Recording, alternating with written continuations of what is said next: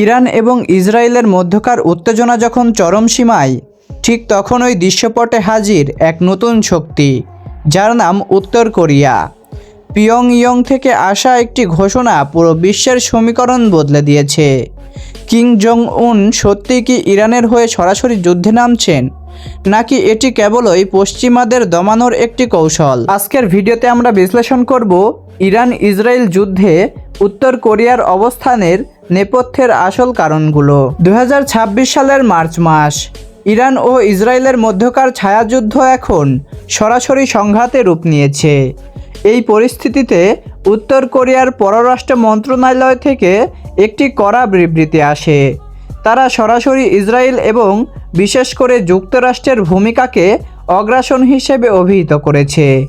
উত্তর কোরিয়া স্পষ্ট জানিয়েছে, তারা ইরানের সার্বভৌমত্ব রক্ষায় যে কোনো পদক্ষেপ সমর্থন করবে। ইরান ও উত্তর কোরিয়ার সামরিক সম্পর্ক নতুন কিছু নয়। দশকের পর দশক ধরে তারা একে অপরকে প্রযুক্তিগত সহায়তা দিয়ে আসছে।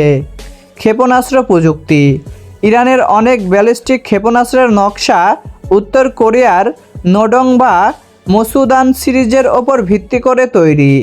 প্রস্তাবিত সহায়তা, সাম্প্রতিক খবরের ভিত্তিতে বলা হচ্ছে উত্তর কোরিয়া ইরানকে তাদের অত্যাধুনিক সারফেস টু এয়ার মিসাইল এবং ড্রোন প্রযুক্তি দিয়ে সাহায্য করতে পারে।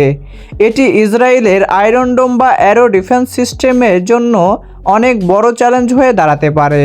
কিন্তু প্রশ্ন হলো, কিম জং উন কেন এত বড় ঝুঁকি নিচ্ছেন? এর পেছনে রয়েছে তিনটি প্রধান কারণ। প্রথমত, যুক্তরাষ্ট্রকে চাপে রাখা। ইউক্রেন এবং মধ্যপ্রাচ্য দুই ফ্রন্টে যুক্তরাষ্ট্র ব্যস্ত থাকলে উত্তর কোরিয়া তাদের নিজস্ব পারমাণবিক কর্মসূচি আরও এগিয়ে নিতে পারবে। দ্বিতীয়ত, অর্থনৈতিক স্বার্থ।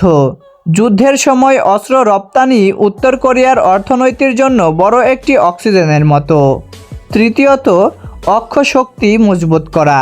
রাশিয়া, ইরান এবং উত্তর কোরিয়া মিলে একটি পশ্চিম বিরোধী বলয় তৈরি করছে। যদি উত্তর কোরিয়া সরাসরি যুদ্ধে জড়িয়ে পড়ে, তবে তা তৃতীয় বিশ্বযুদ্ধের শঙ্কা উস্কে দেবে। দক্ষিণ কোরিয়া এবং জাপানও তখন চুপ থাকবে না। ফলে মধ্যপ্রাচ্যের আগুন ছড়িয়ে পড়তে পারে দূর প্রাচ্যেও। তবে কূটনীতিবিদরা আশা করছেন এই হুঁশিয়ারগুলো মূলত একটি ডিফারেন্স বা ভয় দেখানোর কৌশল মাত্র, যাতে বড় কোনো সরাসরি সংঘাত এড়ানো যায়। ইরান ইসরায়েল সংকট এখন কেবল মধ্যপ্রাচ্যের সীমানায় সীমাবদ্ধ নেই। উত্তর কোরিয়ার প্রবেশ এই আগুনকে আরও উস্কে দিয়েছে, নাকি নিয়ন্ত্রণের বাইরে নিয়ে যাচ্ছে, তা সময় বলে দেবে। আপনার কি মনে হয়, উত্তর কোরিয়ার এই অবস্থান কি বিশ্ব শান্তির জন্য হুমকি? কমেন্টে আপনার মূল্যবান মতামত অবশ্যই জানিয়ে যাবেন।